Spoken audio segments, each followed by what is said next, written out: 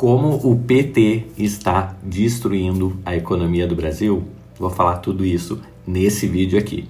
É amplamente reconhecido que o Partido dos Trabalhadores, o PT, tem desempenhado um papel prejudicial no Brasil. E diante das adversidades enfrentadas, pode ser desafiador identificar claramente as razões por trás disso.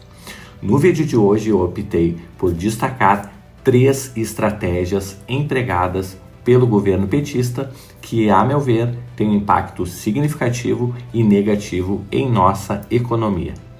Convido você a acompanhar até o final esse vídeo, não para excluir ou marginalizar qualquer grupo, mas sim para entendermos juntos essa dinâmica complexa que acontece. A minha intenção aqui é fornecer insights que possam desafiar as perspectivas pré-estabelecidas e fomentar uma discussão construtiva sobre esse assunto.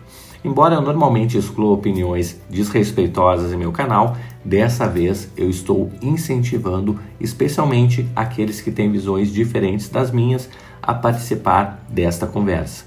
Quem sabe, ao final do vídeo, possamos aí expandir a nossa compreensão mútua e também buscar soluções mais abrangentes para os desafios que nós enfrentamos na atualidade. A estratégia inicial do governo consiste no protecionismo. Durante os anos de 2021 e 2022, nós observamos um notável crescimento de empresas como Shein, Shopee, AliExpress, entre outras empresas da internet. Esse crescimento foi acompanhado por um aumento significativo das compras, com uma multiplicidade de perfis adquirindo produtos variados, desde os mais simples até os mais sofisticados. Essa tendência revela um vislumbre do que as nossas vidas poderiam ser se nós desfrutássemos de um comércio internacional próspero e livre, como o mercado norte-americano de livre comércio, por exemplo. Eu tô te atrapalhando nesse vídeo aqui para te dar uma super dica, tá? Vou deixar aqui na descrição desse vídeo, aqui do ladinho também um QR Code, convidando você para nossa comunidade Meu Primeiro Milhão em Ações, tá? Valor promocional de R$ 29,90. Você vai saber tudo que eu estou comprando, tudo que eu estou vendendo. Vai ter ainda acesso a mapa de dividendos e guia de ações, além de muita informação para você que está iniciando do zero, ok? Então só clica aqui no QR Code e vem comigo. Agora continua com o vídeo. No entanto, esse cenário otimista ficou de lado e foi contrastado por uma série de obstáculos burocráticos e fiscais que dificultaram a realização de transações comerciais internacionais. O ministro da Fazenda, o Haddad, por exemplo, ele anunciou que as compras online feitas por empresas para o consumidor final seriam tributadas em 17% de ICMS.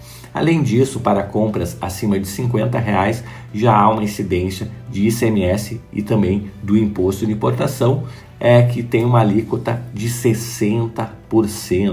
Muitas vezes, pessoal, o imposto chega a custar mais do que o próprio produto devido ao custo de frete, que o imposto incide também sobre o custo de frete. Essas medidas, embora justificadas sob o pretexto de proteger a indústria nacional, não é bem assim. Parecem, ironicamente, restringir o acesso dos menos favorecidos, e isso levanta questionamentos sobre as verdadeiras intenções por trás dessas políticas, sugerindo que, em vez de proteger o povo, elas beneficiam interesses governamentais e também interesses estatais. A lógica por trás da defesa do protecionismo é frequentemente contestada por economistas, que apontam para os prejuízos causados pela interferência excessiva do Estado na economia. O renomado economista francês Frédéric Bastiat, em sua obra A Lei, ele utiliza a satírica petição dos fabricantes de velas para ilustrar os efeitos perversos do protecionismo. Nessa petição fictícia, fabricantes de velas pedem ao governo proteção contra a concorrência injusta e invasiva do sol. Exatamente isso, um concorrente estrangeiro que oferece luz a preços reduzidos. Embora seja uma caricatura, a história encapsula a ideologia subjacente ao protecionismo, destacando a necessidade de uma abordagem mais aberta e livre no comércio internacional. Muitos argumentam que o protecionismo é essencial para o desenvolvimento econômico de um país. No entanto, seus defensores muitas vezes não conseguem identificar as indústrias e os players que foram prejudicados por essa abordagem restritiva. O economista Hayek, em sua obra Os Erros Fatais do Socialismo, critica a ideia que o Estado deve determinar todas as questões econômicas, rotulando esse ato de arrogância fatal. Essa mentalidade centralizadora aumenta a intervenção estatal na vida das pessoas, minando assim a liberdade econômica e também inibindo o florescimento de setores competitivos e inovadores. Temos então que o protecionismo, embora promovido como uma medida para proteger interesses nacionais, muitas vezes tem efeitos prejudiciais sobre a economia e também a sociedade como um todo. É fundamental reavaliar essas políticas e buscar abordagens mais abertas e colaborativas para o comércio internacional. A segunda tática adotada pelo governo petista, altamente prejudicial à economia, é o intervencionismo.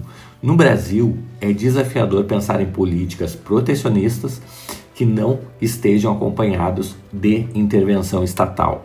As formas de intervenção do governo são diversas e por vezes complexas de descrever, mas duas delas se destacam: as empresas estatais e os subsídios governamentais. Os subsídios do governo durante o mandato de Lula, por exemplo, atingiram um recorde, todos sob a justificativa de estimular a indústria nacional.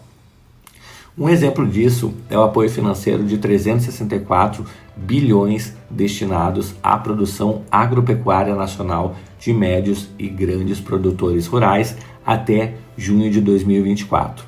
No entanto, os malefícios dos subsídios governamentais são amplamente explicados e contestados, como argumenta, por exemplo, Murray Offer. Tais subsídios prolongam a existência de empresas ineficientes às custas das eficientes, distorcem o sistema produtivo, dificultam a mobilidade de recursos de regiões menos produtivas para mais produtivas e prejudicam significativamente o mercado, impedindo a plena satisfação dos consumidores. Em um ambiente de livre mercado, pessoal, uma empresa que enfrenta dificuldades ou prejuízos, ela precisa reavaliar a sua gestão e redirecionar seus recursos para atividades mais eficientes e produtivas, visando atender melhor às demandas dos consumidores.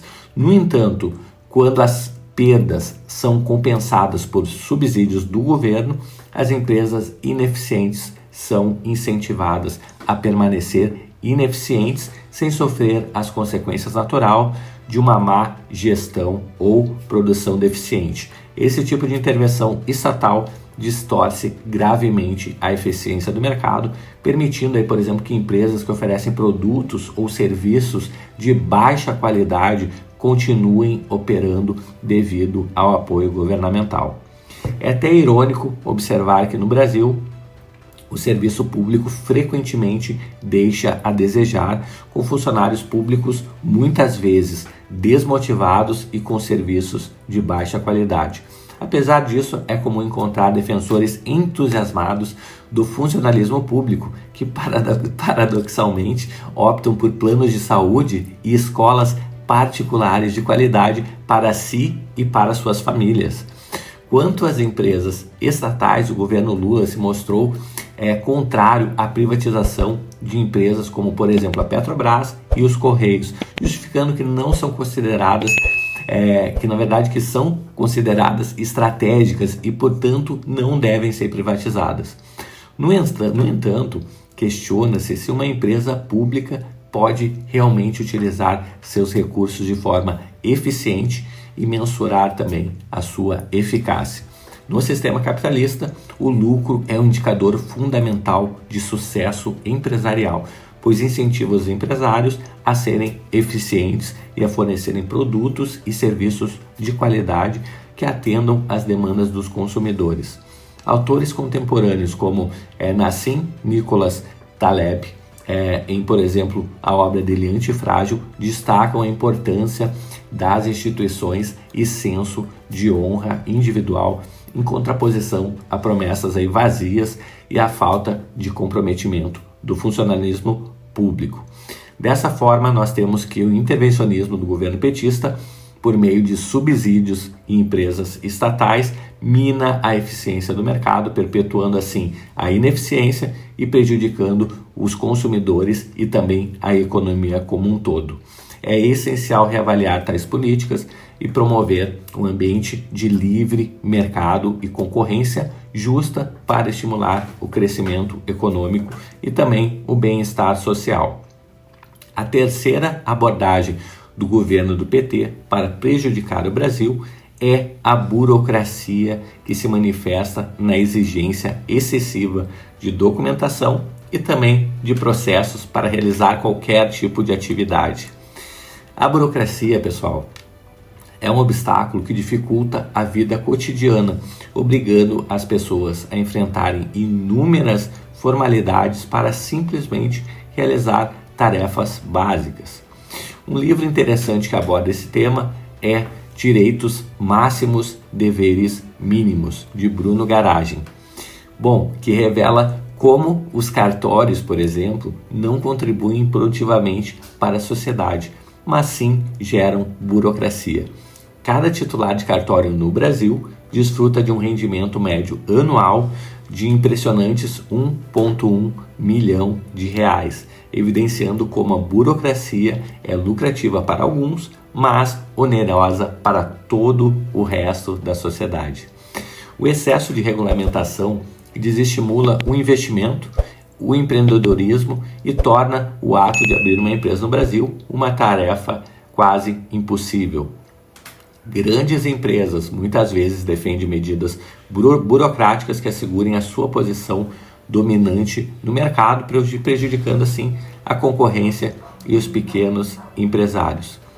Esse ambiente de regulamentação excessiva favorece a corrupção e beneficia aqueles que têm informações privilegiadas sobre o sistema, perpetuando uma cultura de favorecimento e desigualdade.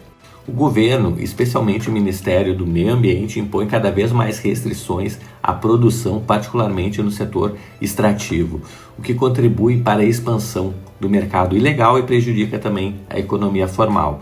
O discurso de sustentabilidade representado pelo ESG, ambiental, social e governança, na prática, pessoal, serve apenas como uma fachada para as empresas que buscam manter uma imagem positiva sem efetivamente contribuir para a sociedade.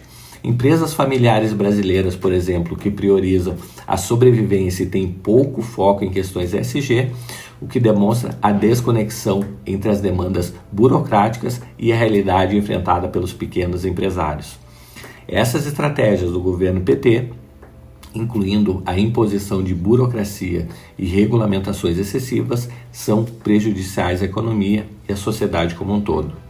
Elas favorecem as grandes empresas em detrimento das pequenas empresas, perpetuam a corrupção, e desestimulam o investimento e o crescimento econômico.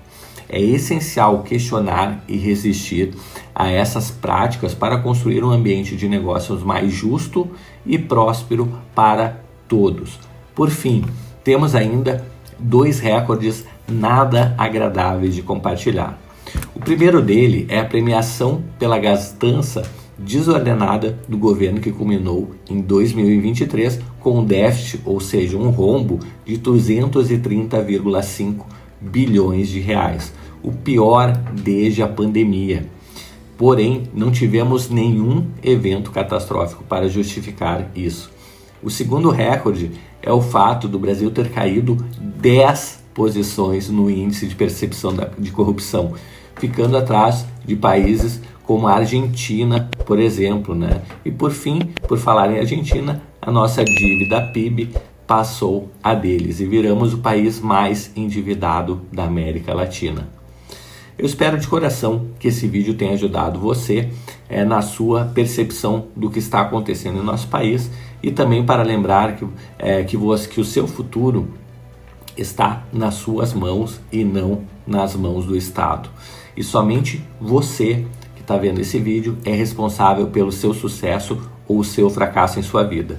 Eu vou deixar um link aqui na descrição desse vídeo para que você acesse a nossa comunidade de investimento em ações para mudar o seu futuro financeiro por apenas R$ 29,90 mensais, ok? Então, sem desculpas, começa hoje mesmo. E eu espero te ver em breve em um próximo vídeo. Até mais. Tchau, tchau.